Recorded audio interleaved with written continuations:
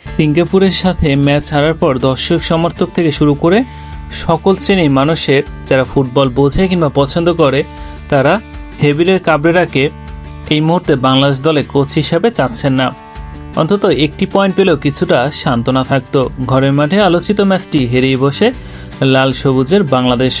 গত কয়েকদিন ধরে এই ম্যাচ নিয়ে বিশেষ করে কাটছেড়া হচ্ছে। সবার বিশ্লেষণের সারমর্ম ছিল কোচের ভুল সিদ্ধান্তই হতাশার এই হার। বাংলাদেশ জাতীয় দলে প্রধান কোচ হিসাবে ক্যাবরেরার দায়িত্ব নিয়েছিল 2022 সালে 8ই জানুয়ারি। এরপর থেকে 40 মাস পার হয়ে গেছে। সর্বশেষ চুক্তি অনুযায়ী ক্যাবরেরার মেয়াদ আছে আগামী 30 এপ্রিল পর্যন্ত।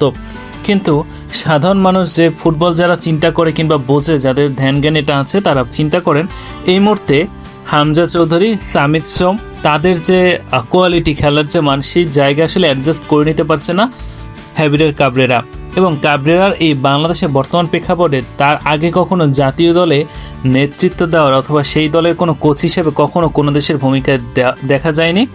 বিশেষ করে তিনি ইন্ডিয়ার একটি ক্লাবে কিছুকাল তিনি কোচিং করিয়েছেন, সেখান থেকে হঠাৎ করে বাংলাদেশ জাতীয় টিমে এসে তিনি দায়িত্ব পালন করেন। এবং বর্তমানে আবার হামজা চৌধুরী এবং সামিতের তাদের যে কোয়ালিটি, সেটার সাথে আসলে কোনোভাবেই যায় না। এই বিষয়টা আসলে খুবই গুরুত্বপূর্ণ একটি বিষয়।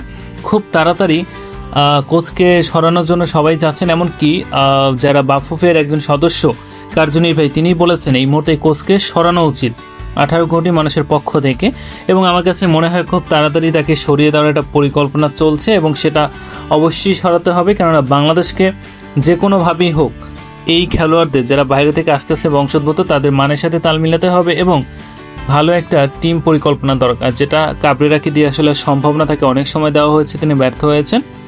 এখানে ভালো একজন কোচ হলে আসলে ওই ম্যাচটা কখনোই আমরা হারতাম না। তিনি আসলে প্লেয়ারদেরকে ব্যবহার করতে পারছেন না, তার টেকনিক অনেক ভুল আছে। আশা করি এই সিদ্ধান্ত খুব তাড়াতাড়ি নেবে। আপনাদের কাছে কী মনে হয় অবশ্যই কমেন্টে জানাবেন।